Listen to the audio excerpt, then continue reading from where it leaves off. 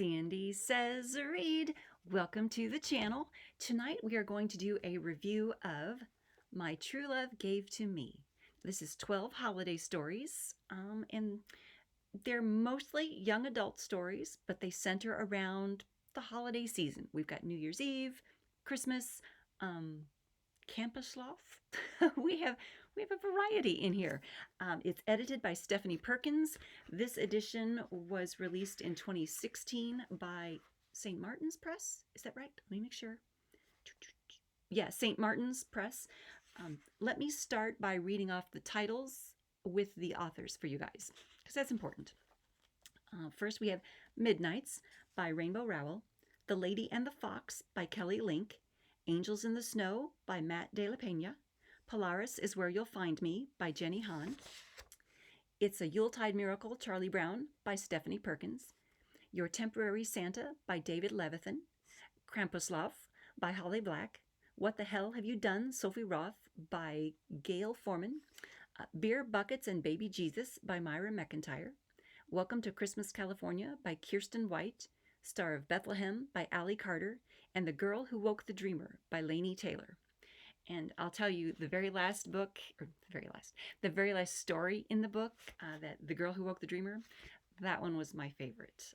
Out of all of them, I really enjoyed that one the most. It had a very fantasy, magical flavor to it. It was great. The premise was that this young lady is like in danger of being courted by just this awful cretin of a human that she really doesn't want to end up marrying. So she prays to the wind in this fantasy world, and she awakens one of a set of gods who helped create the world and then went to sleep. So she awakens this dreamer who comes to assist her. I won't give away everything in the story. I won't tell you everything that happens, but it's well written, and it's pretty. It's prettily written, and there's a lot of pretty imagery other than that cretin that she's almost consigned to marry. Yeah, it's nicely done. Let's see. Yeah, there's a story in there about some New Year's events. One of the stories, the one called Midnights, it follows a junior high school, and then college couple, follows them through a series of New Year's Eves. That one, I almost put the book down when I read that one and went, this book is not going to be for me, because their love story was quite contrived, and I thought that the young man had gone off to college and come back as just this not very nice person, and I thought he was assaulting the young lady. It read like an assault. It read like something she should be getting herself out of and getting away from and calling the police. And then it ended up, oh no, she thinks he's great, and she smooches all over him at midnight, and they end up get together. Like, no, I didn't appreciate that story. The others are all much nicer, quite nice. There's one, here we go. It's a Yuletide Miracle, Charlie Brown. In that story, we have a young lady named Marigold who goes to a Christmas tree lot, and rather than falling for this fellow at the Christmas tree lot because he's some hunk and so hot, she's interested in him because of his voice. She was first attracted to him because of his voice, and she wants to ask him if he will do some voiceover work for her YouTube channel to help her create content.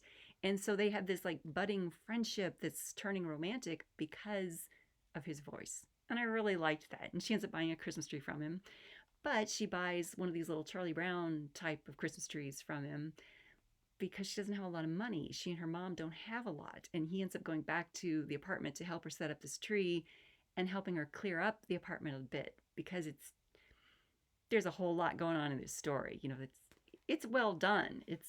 It's told in like a quick enough fashion with backstory kind of sprinkled. It's written well, I guess is what I'm trying to say. The backstory is sprinkled enough that you get it, but you don't get bogged down in it. That story is well done. And so I'm going to read you just a little snippet, like I like to do on these things. It says here, Marigold vacuumed, fended off her neighbor, and dusted the newly emptied areas of her apartment, while North hauled around the furniture. She hadn't wanted to admit that they didn't have dust rags. Well, they did, but God only knew where they were packed. So she used washcloths from one of the trash bags. They were the decorative washcloths that they had used to save for company. Just nice, quick, easy, breezy, but giving a flavor, right? It's just very nicely done. And I like the fact that in that story, Marigold and North are having to fend off this neighbor from downstairs, and I feel that in my soul. I could relate. I mean, before I started filming this video, no lie, you guys, one of my neighbors was banging on my front window, scared the crap out of my birds because it's dark here now, and I'm like, come on. But yeah, I feel it, fending off the neighbors. I feel it. I get it. Okay, you guys. My true love gave to me 12 holiday stories. You've got New Year's in there. So if you're looking for something before this New Year's weekend hits, this is out there. It's available. And, I would avoid the rapey one at the beginning. But other than that, nice. Very good. There's more bookish content coming up on this channel. There are other book reviews from authors you may not have heard of on this channel. I invite you to binge the book reviews on my channel, Sandy Says Read. Like, subscribe, follow, all those good things so that you are notified the next time I have a book review for you, because there are more coming up. Thanks for tuning in. Have a great holiday weekend this weekend and be safe out there.